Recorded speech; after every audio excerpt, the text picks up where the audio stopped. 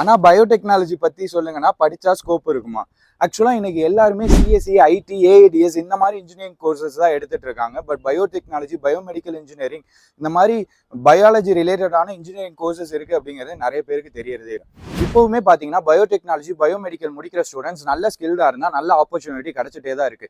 Agriculture ஃபீல்டா இருக்கட்டும், அதே மாதிரி ஹெல்த் கேர் இண்டஸ்ட்ரி, பயோஃபியல் இண்டஸ்ட்ரியிலுமே இந்த பயோடெக்னாலஜி, பயோமெடிக்கல் படிக்கிறவங்களோட இம்பாக்ட் அதிகமா இருக்கும். பயோடெக்னாலஜி, பயோமெடிக்கல் ரெண்டுக்கும் என்ன டிஃபரன்ஸ் அப்படின்னு கேட்டிங்கன்னா, பயோடெக்னாலஜி அப்படிங்கிறது இந்த ட்ரக்ஸு, லிவிங் சிஸ்டம்ஸை வச்சு புதுசாக ஏதாவது இன்னோவேட்டிவாக கிரியேட் பண்ணுறது, அதெல்லாம் பற்றி படிக்கிறது வந்து பயோடெக்னாலஜி. பயோஃபியூயல்ஸ் பற்றி படிக்கிறது, இந்த ஜெனட்டிக்கலி மாடிஃபைடு கிராப்ஸ் இதெல்லாம் வந்து பார்த்தீங்கன்னா பயோடெக்னாலஜியில் வரும். பயோமெடிக்கலில் வந்து பார்த்தீங்கன்னா எக்யூப்மெண்ட்ஸ் மேனுஃபேக்சரிங், அதாவது ஹெல்த் கேர் இண்டஸ்ட்ரிக்காக இருக்கட்டும், அக்ரிகல்ச்சர் ஃபீல்டில் இருக்கக்கூடிய அந்த மாதிரி பயாலஜி ரிலேட்டடான மெடிக்கல் டிவைசஸ் இந்த மாதிரி இதெல்லாம் மேனுஃபேக்சர் பண்ணுறதை பற்றி படிக்கிறதா பயோமெடிக்கல் இன்ஜினியரிங். இந்த கோர்ஸ் எல்லாம் நல்ல காலேஜில் எடுத்தால் தான் நல்ல ஆப்பர்ச்சுனிட்டிஸ் கிடைக்கும். ஏன்னா அப்போ தான் நல்ல லேப் ஃபெசிலிட்டிஸ் இருக்கும், அதே மாதிரி நல்ல ப்ரொஃபசர்ஸ் இருப்பாங்க, நல்ல நாலேஜும் நம்மளால கெயின் பண்ண முடியும். டிஎன்ஏ கவுன்சிலிங்ல இருக்க 30 best colleges for biotechnology and biomedical engineering ஒரு பிடிஎஃப்ல போட்டு வச்சிருக்கேன். அது இல்லாமல் என்னென்ன ஜாப் ஆப்பர்ச்சுனிட்டிஸ் இருக்கு, என்னென்ன மாதிரி சப்ஜெக்ட்ஸ்லாம் படிப்பீங்க, ஃபியூச்சர்ல என்ன ஸ்கோப் இருக்கு அப்படிங்கிறதையும் பிடிஎஃப்ல ரெடி பண்ணி வச்சிருக்கேன். பிடிஎஃப்னு கமெண்ட் பண்ணுங்க, உங்களுக்கு டிஎம்ல சென்ட் பண்றேன்.